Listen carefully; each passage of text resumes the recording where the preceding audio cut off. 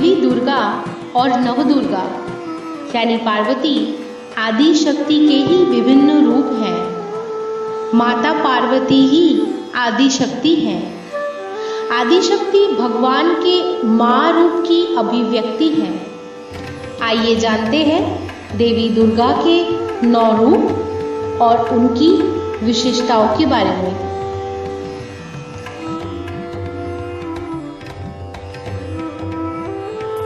शैलपुत्री।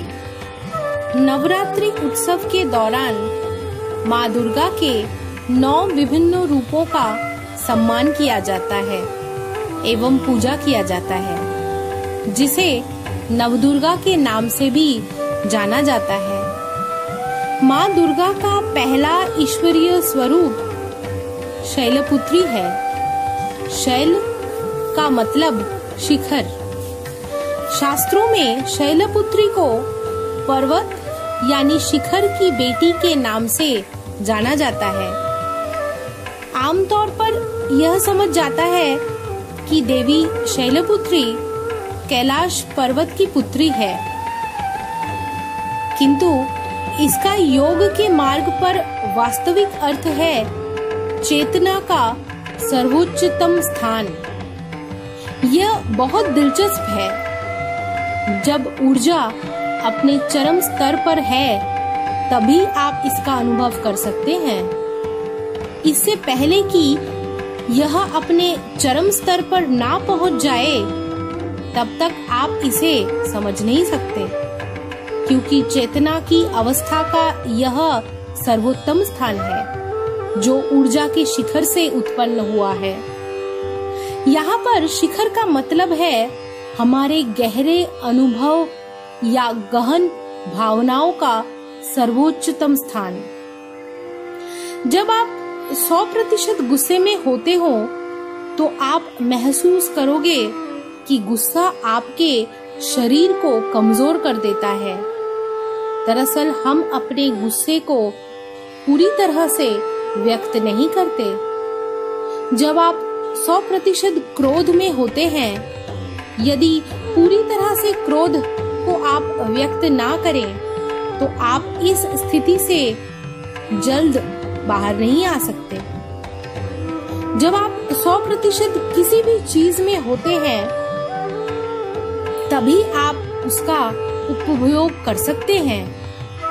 ठीक इसी तरह जब क्रोध को आप पूरी तरह से व्यक्त करेंगे, तब ऊर्जा की उछाल का अनुभव करेंगे और साथ ही तुरंत क्रोध से बाहर भी निकल जाएंगे।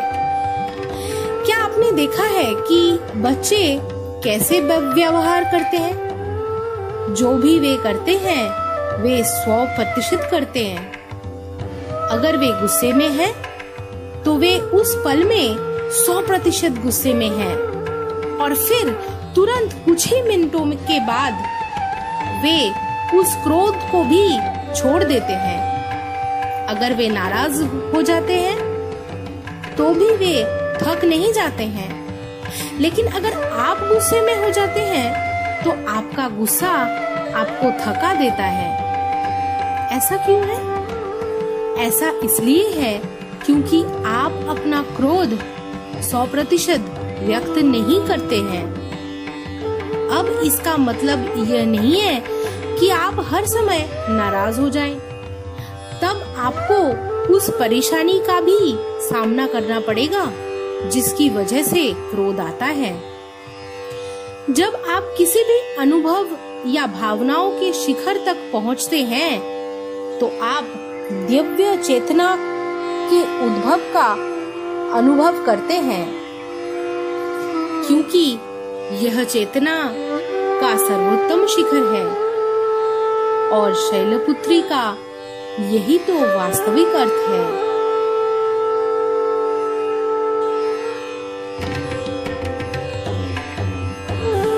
नवदुर्गा के दूसरे रूप का नाम है माँ ब्रह्मचारिणी। अब ब्रह्म का अर्थ क्या है? वह जिसका कोई आदि या अंत ना हो, वह जो सर्वव्याप्त सर्वश्रेष्ठ है। और जिसके पार कुछ भी नहीं। जब आप आंखें बंद करके ध्यान मग्न होते हैं, तब आप अनुभव करते हैं कि ऊर्जा अपनी चरम सीमा या शिखर पर पहुंच जाती है। वह देवी माँ के साथ एक हो गई है और उसी में ही लिप्त हो गई है। दिव्यता, ईश्वर आपके भीतर ही है, कहीं बाहर तो नहीं। आप यह नहीं कह सकते कि मैं उसे जानता हूँ, क्योंकि यह असीम है। जिस क्षण आप जान जाते हैं, यह सीमित बन जाता है। और अब आप यह नहीं कह सकते कि मैं इसे नहीं जानता, क्योंकि यह वहाँ है। तो आप कैसे नहीं जानते? क्या आप कह सकते हैं कि मैं अपने हाथ को नहीं जानता? आपका हाथ तो वहाँ है ना? इसलिए आप इसे जानते हैं और साथ ही में यह अनंत है, अतः आप इसे नहीं जानते। यह दोनों अभिव्यक्ति एक साथ चलती है। क्या आप एक कदम हैरान, चकित या द्वंद्व में फंस गए?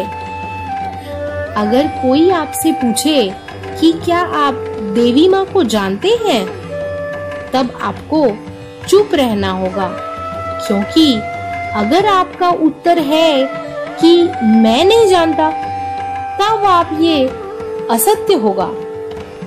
अगर आपका उत्तर है कि हाँ मैं जानता हूँ, तब आप अपनी सीमित बुद्धि से, ज्ञान से उस जानने को सीमा में बांध रहे हैं। देवी माँ असीमित, अनंत है, जिसे ना तो समझा जा सकता है, ना ही किसी सीमा में बांध कर रखा जा सकता है।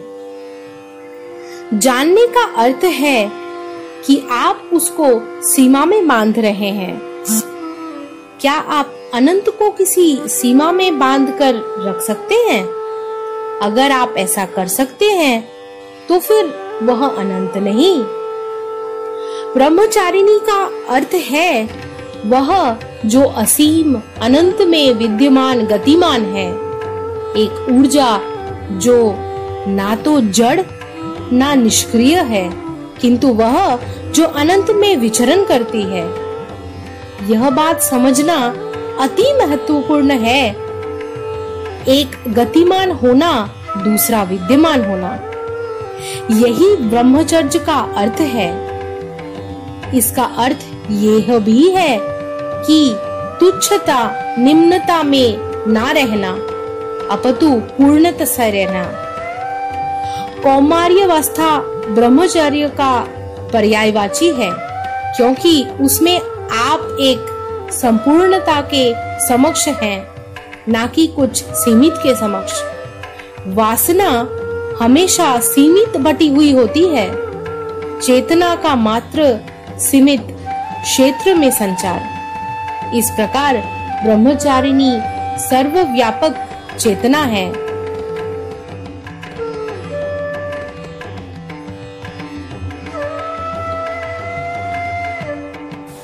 देवी माँ के तृतीय ईश्वरीय स्वरूप का नाम माँ चंद्रघंटा है। अब चंद्रघंटा शब्द का अर्थ क्या है? चंद्रमा हमारे मन का प्रतीक है। मन का अपना ही उतार चढ़ाव लगा रहता है। प्रायः हम अपने मन से ही उलझते रहते हैं। सभी नकारात्मक विचार हमारे मन में आते हैं। ईर्ष्या आती है, घृणा आती है, और आप उनसे छुटकारा पाने के लिए और अपने मन को साफ करने के लिए संघर्ष करते रहते हैं। मैं कहती हूँ कि ऐसा नहीं होने वाला। आप अपने मन से छुटकारा नहीं पा सकते। आप कहीं भी भाग जाएं, चाहे हिमालय पर ही क्यों ना भाग जाएं, आपका मन आपके साथ ही भागेगा। यह आपकी छाया के समान है। जैसे ही हमारे मन में नकारात्मक भाव, विचार आते हैं, तो हम निरुत्साहित और अशांत महसूस करते हैं। हम विभिन्न तरीकों से इनसे पीछा छुड़ाने की कोशिश करते हैं, पर यह मात्र कुछ समय के लिए ही काम करता है। कुछ समय पश्चात वही विचार फिर से हमें घेर लेते हैं और वापस वही पहुंच जाते हैं जहां से हमने शुरुआत करी थी।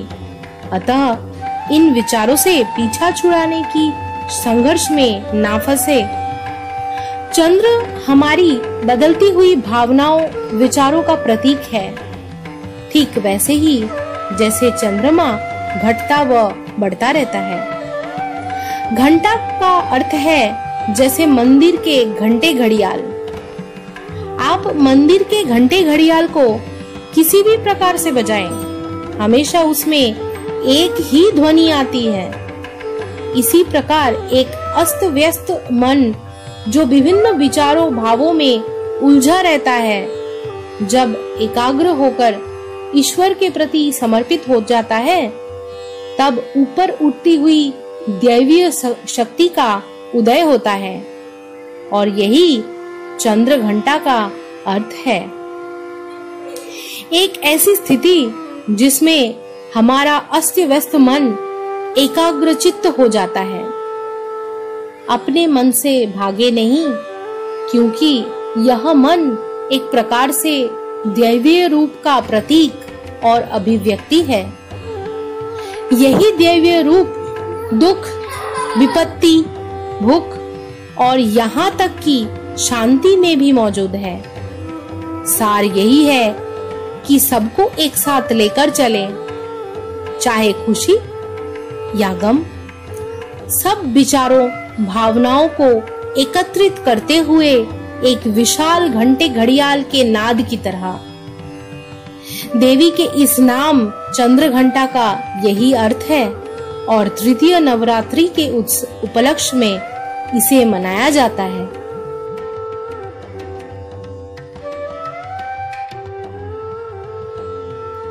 हमारे नवरात्रि उत्सव इस कार्यक्रम का पहला भाग यहीं पे समाप्त होता है।